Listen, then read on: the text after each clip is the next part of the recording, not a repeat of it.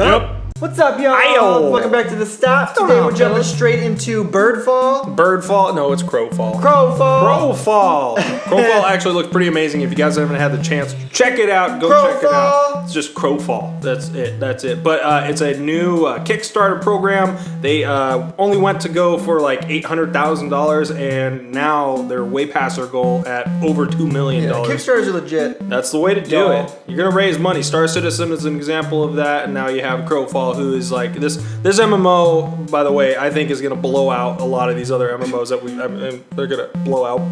No, it's gonna knock some of these other MMOs off the wall because I can't take him serious. What? Funny guy. No. But this is going to be a good one. It's going to be like massive scale, tons of customization. I think like what they're having is there's going to be 3 subclasses to every character, and within those subclasses is like 20 different subclasses of their own. So customization is not going to be a problem for an MMOer like me. I love a lot of customization on that. I think customizing in general, I think, is becoming really huge in any genre. I want to be different. One of their main like quotes when you go to like the page to actually read about Crowfall, it says it's an unholy love child of Game of Thrones, Walking Dead, and EVE Online. That is a big phrase to say. Yeah, I mean the idea of like the world of Game of Thrones. The experience of Walking Dead and the giant gaming world, like MMO idea of EVE Online. It's like you have all these major content. I mean, they talk about having multiple worlds.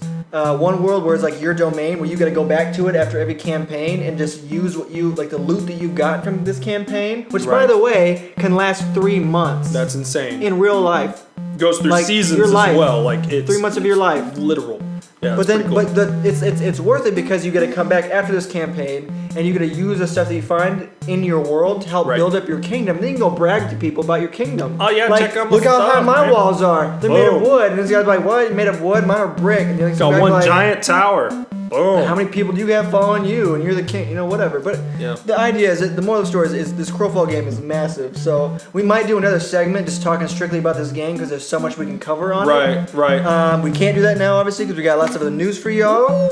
So go check that out. Otherwise, MMOs like this is the reason why our next topic, World of Warcraft, is actually kind of dying out. The game will probably never completely die, but World of Warcraft was and has been number 1 on the MMO list, but they're starting to dwindle because of the fact that all these and back to Crowfall, that's going to be a one-time purchase and then free to play the rest of the time. So I mean, you buy it and you play it. That's how the game is going to operate. It's not going to be a subscription based like World of Warcraft. I foresee in-game purchases potentially to add more to your stuff. Yeah. Like microtransactions, but not a subscription. Right, and they do plan on having like a VIP status. So if you want to get more experience, you can do that with whatever it costs. But World of Warcraft, I mean, when they started in 2005, they had like 1.5 mil subs, and then in 2010 they had 12 million subs, and now last year they were back down to 6 million subs, and that's kind of been part of with all these MMOs coming out that have been the free-to-play model. That's been pulling a lot of those. Right, and it's new stuff. World of Warcraft has done great at producing more, but this last expansion, they've got a lot of fans saying, you guys don't have enough content. It's good, but we want more. So Gamescom, they're actually going to be launching another expansion. Again, we talked about that last week, but they're going to be dropping another one on you just so you have more content, and that's dropping another one on you. Well, they're trying to keep they're trying to keep people obviously in the game. They want the current players to be happy, the current subscribers to be happy, because not everybody is jumping ship. Some people enjoy World of Warcraft, and they're going to keep playing World of Warcraft because it's hard to just walk away from a game that some people have dumped 8 years into this game. I know, I played it for 5 years, and it was hard for me to walk away from it after those 5 years. You spend so much time doing it. It's difficult. I understand that. So they're trying to keep those current subscribers that are happy with the game, coming back by still issuing out more content for you guys. Content is always important. Content is absolutely important. Speaking of long hours, though, one of the main leaders on Fallout 4 basically just said that he's been playing this game, and he put in more than 400 hours of content. Of time into the That's it, man. Into this game, and he still hasn't seen everything. Yeah. And partly because they believe the building structure and the customization that they allow now in Fallout is gonna be a huge time consumption in this game. That's You're gonna spend a lot of time building and customizing this game, which for people like us who love. Yeah. You telling me I can but I can stay 3 weeks straight in the world of Fallout 4? I'm down. I'm good for it. Yeah, and that's without sleep. I will go. Yeah, that's if you didn't sleep. You're gonna spend 3 weeks straight and just play Fallout 4, and I mean, customize your house. It's gonna be the goal. Don't stop playing Fallout 4. Exactly. We'll probably have like 300 videos on it, and like how many Red Bulls we've drank. Right. We'll expand that. That's what we're gonna do. But it's like he was talking about. If you want to have anything electrical, you can build it and put it in your house, but first you have to have a generator. Right. So to build a generator, and you can customize your build. Like, it's just like a lot of building, a lot of customizations, and so it's just like they did it the same thing with the Skyrim, right? Where eventually they came out with Hearthstone, and you can build like a village, and you had to defend it from like monsters and stuff like that. And so they're trying to take I think that same idea and bring it into Fallout, which is even on a more massive scale. So like on your downtime, like, hey honey, I'll be back in a minute, I go kill some ghouls. Yeah. You know? Heck yeah. Why not? Tight. Awesome. Like off the chain. Very excited to know I can spend that much time in Fallout 4. Whatever you want to do, you get to play the game the way you want to, and that's huge. But yeah. It'd be fun to get paid lots of money to strictly just play Fallout 4. Right. Or this one's gonna be big, yeah. Dota 2's International Championship is going on here soon, and this is going to be like a big event. But the pot for this is $18 million. $18 million. Like $18 million for esports. And people are saying like, oh, you won't make money playing video games. Well, guess what? These kids are going to make $18 million freaking dollars. More than most people for show. Playing a MOBA. And that's not like a contract. They don't just get that over like the court. Well, maybe they will. I guess I don't know that the legitimate. It's like a winning pot is how this one's going to work out. But so it might be split up, but it's all at once. Another funny note for esports is they actually they're doing drug testing now, because some of these guys will like play for days and days on end and go from championship to championship and tournament to tournament. And and they're taking basically drugs that help keep them awake. I forget what the name of that drug is called. I don't know, but it's drugs. So you drugs are bad. Okay. But it's keeping them awake. So basically, just like any drug that athletes use to help boost their ability to do well, they're going to take those out of the mix. So you can't take these drugs that like stay awake and stay alert, because they believe that is it's not fair to those people who don't do that and are like maybe getting tired, and maybe these kids were like playing pretty intensely and cool, and now they're going to be like so esports might get boring, but maybe not. We don't know. I doubt it. I think it's going to be more regulated. If there's this much money being involved, there has to be rules. The man has to be involved. And there's going to be more rules. Obviously, unfortunately, that sucks. There's rules, but there has to be some kind of regulation and stuff like this. They gotta keep them down, kill the vibe, make people unhappy. The key point of that whole thing is $18 million. $18 million. Dota 2. We're gonna go straight into costs. Yeah. Here, so far we have Kojima. Everyone knows like Konami. The idea that they're splitting up. Right. It's sad. A lot of stuff has been canceled because of it. Their Silent Hill series has been canceled because of it. It's been a huge gaming industry. I mean, like a huge part of the gaming industry forever here now. Well, some of the best games ever have Metal Gear Solid series has beautiful, been amazing. After the game, they talk about splitting everything up. I mean, so once the game is released, they're splitting the whole family up, and apparently the company itself is going to change its name, and they're going to focus on mobile games because they're tired of spending millions of dollars on AAA titles that actually make them popular. Exactly. People know them for Metal Gear Solid, so it costs so much money to make games that people like, so let's go ahead and just make cheap games. Well, and the mobile market is an emerging market. No wonder they're splitting up. Someone's not happy with that idea. Right. Yep. But apparently everyone that's been working for Konami after this split, after all this is taking place, they just are unhappy. They're kind of showing the real side of working under Konami, and it's been like a sweatshop. They obviously when you're making these AAA games, you make it good. Sweatshop though. Yeah. No, they're saying what's going on is like when someone's unwanted, that it's basically drop them down and put them on this they scrub. It's like they hey, we don't need you for this anymore. Go. You're a janitor now. Get exactly. Out of here. But those are very important jobs.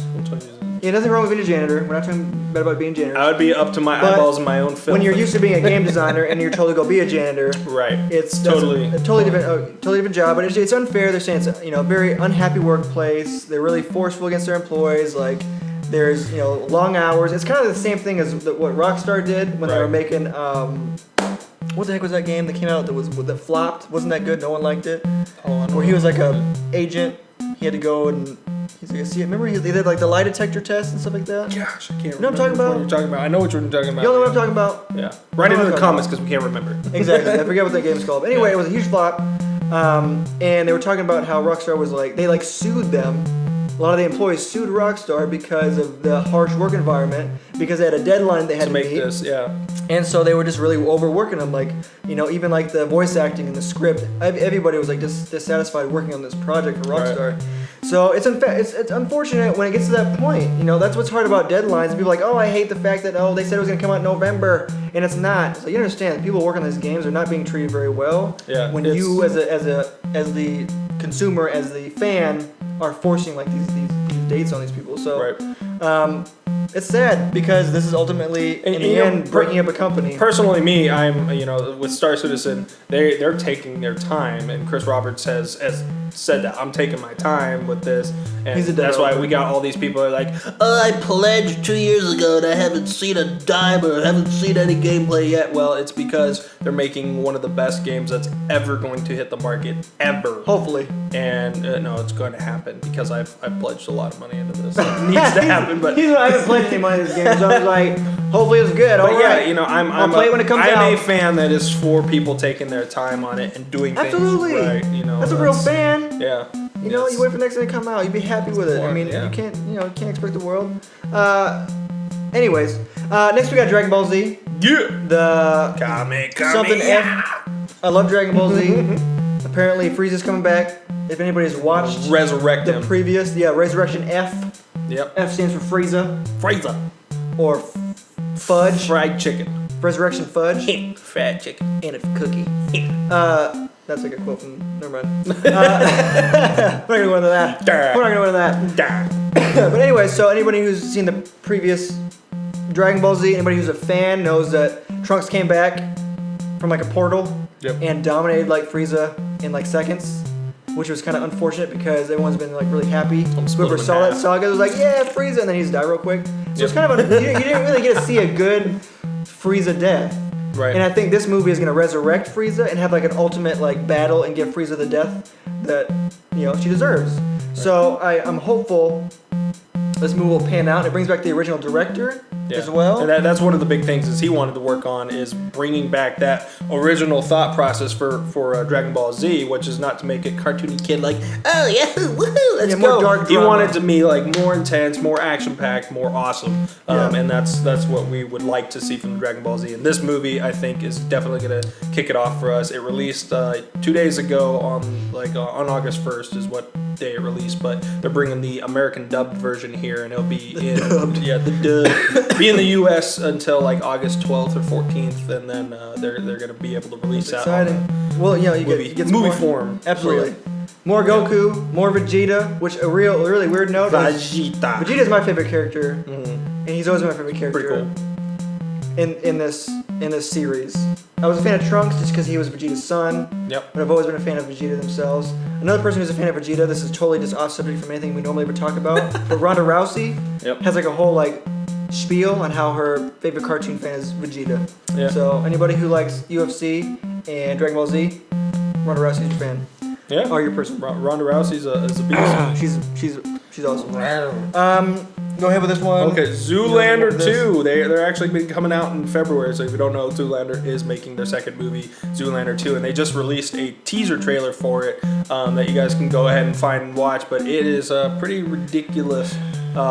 Shows Derek Zoolander and his tiny itty bitty brain. His tiny bitty brain. Like, there's more to life. Really shows how stupid he is, but it's going to be interesting. Hopefully, with this, as many of the other sequels that they've done, it does not flop. It does not suck, because half the time, honestly, I wasn't a fan of Anchorman 2, but I loved Anchorman 1. There's a few other movies out there that have done the same thing, releasing a second video, and then it sucked. They try and go too far, too much, too quickly. They do, but what they do to ruin a comedy, what they do for a sequel, is they take what was funny in the first one, and they just try to add that to the whole movie. It's just like it let's was funny because it was like overplay that. Yeah, they just basically take it and just overkill, just exaggerate it beyond. And you're like, I've already seen that like come up with something new. Obviously, it was funny before. It's fun to reference that. Right. But when you just take it, like, hey, they laughed at that part a lot. When we make a sequel, let's just do all that the whole time. Let's do no, that. don't do that the whole time.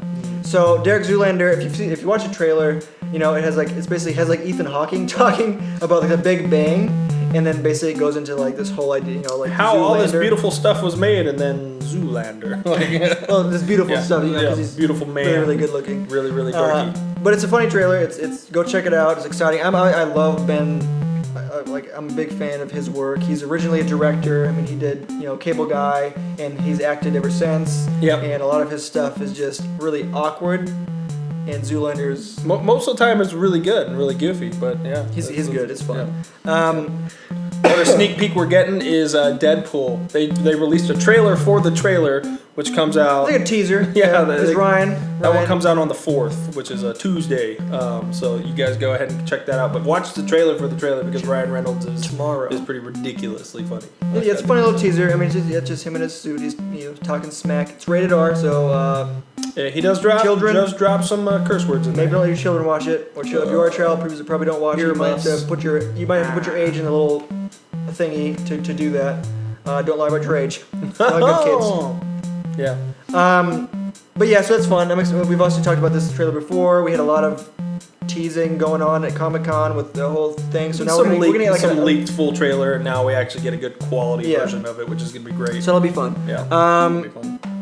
Go check that out. Google. They've been kind of working on their own company for a while. Since 2011, they actually have Google Auto that's been out for a while. But they've had their smart cars rolling around, and now people are calling them dangerous. But they're not dangerous. The people who are running into them are calling them dangerous. Right. Because they can't drive. Who stops at a red light? Let me hit them going 60. That's exactly it. Like the last couple of years, there's been 12 minor accidents, and all of them have been caused by human interaction. So human error. The last one actually happened on like July 15th or 17th, just a couple weeks ago. But it was the first one to actually have injury with it, and it was because there was 3 cars in front of the Google car, and there was a green light, and the person behind the Google car saw the green light and just like, oh, it's green, and crashed right into the back of the car and smashed themselves. Like, so they assumed everybody else was going just as fast. This is why old people shouldn't drive, and this is why people smoking doobies shouldn't drive. This is why people. Actually, they probably wouldn't crash into the Google car. They'd be pulled over on the road. They would have been driving way slower, maybe. Yeah, maybe. No, but the idea is like everyone's like bashing the Google car. It's just social media trying to jump on a bandwagon like they always do, and doing something stupid like, hey, this is dangerous, when really it's not. Google cars have driven like 1.8 million miles without incident. They've been doing this for a while. Other than people running into them. Like, that's the only incident is other drivers. Just like, I mean, they're pretty safe for the most part. Right. You know, that's why all these giant tech companies are trying to get involved, because they trust the algorithm. Make an automated mobile that's not going to crash into something and is going to be safe for the general public. But unfortunately, the general public is not safe for itself. So I think it'd be sweet. You can't fake Unless, I don't know if anybody's watched Silicon Valley, but there's an episode in Silicon Valley, it's on HBO, where there's a car that drives itself, and it's probably pretty crazy. So he gets in his car and basically it drives him like onto the ship, like into like a ship cart, and then it locks him in, and the cart gets like shipped like 3 days away to like another like island. Gosh. So he gets locked in his car. Anyway, go watch the show. Yeah. We're not gonna talk about that right now. But there's a fear in some areas, you know, if the car just takes over. Obviously, you have all this hacking issues going on. So if you're in a smart car that drives itself, it is if a someone computer, hacks it, right? That gets pretty scary. So obviously, like Obama can't have a smart car because someone can be like, "Bam, Obama, go to wherever, some place, not the White House." Yeah, which would be unfortunate. Yeah. See, we got some more tech, more gadgets for you. We got what is this? Well, this is called the Dot. What is this? It's actually the world's first smartwatch that is braille for folks that cannot see. So it's going to be a GPS tracking system. They'll be able to read ebooks on it. They'll be able to check the time, location, like all sorts of crazy stuff. And what happens is there's these certain patterns of dots, and they raise and go down as needed to spell out whatever they're spelling out. That's pretty cool stuff. That's pretty cool technology. That's especially awesome for someone that's never been able to see. Exactly. To be able to feel at their fingertips. Literally, like they have like they always say you have the world at your fingertips. Well, they'll literally have the world at their fingertips. Right. Because they can just. And that's awesome. That someone's actually trying to create this technology. Exactly. For the people who are impaired, like with vision, like they don't have vision, like what? It's unfair, Like it's awesome that people are looking out for that, side of the world. And that's going to be a big jump forward, I think, in technology. That's going to help some of those that may be handicapped with that ailment. Yeah. But, well, who knows? The technology that goes into this can potentially be used for other things too. You always get like one thing from another. Yeah, exactly. I mean, look at the Atari. Someone built a video game system called the Atari. The chips and everything used to create that system now developed processors and CPUs for the computers. The world has grown. Beautiful things. Beautiful things that we love. Gosh.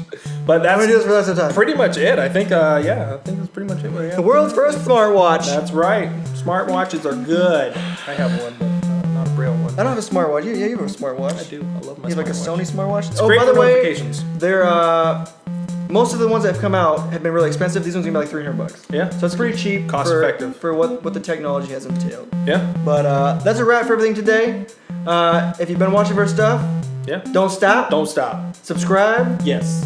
Follow us on Twitter. Yes. Follow us on Instagram. Oh yeah. And love us. Oh yeah. Keep watching. Tell your friends. Yes, please. Look at my bloopers That's right. at the end. We love you. Watch The Witcher. He actually just did a Five Nights at Freddy's. Starting that, I'm gonna go from Five Nights at Freddy's 1 all the way through 4, and it's gonna be great.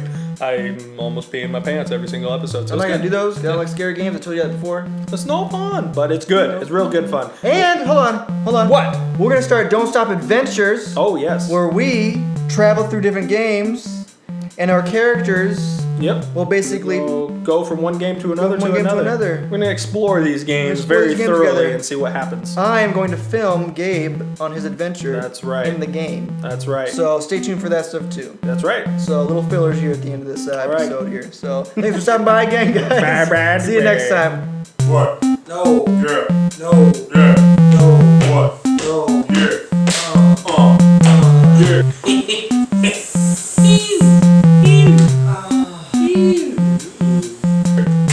What? Yeah. What? Check one. Check one. Check one.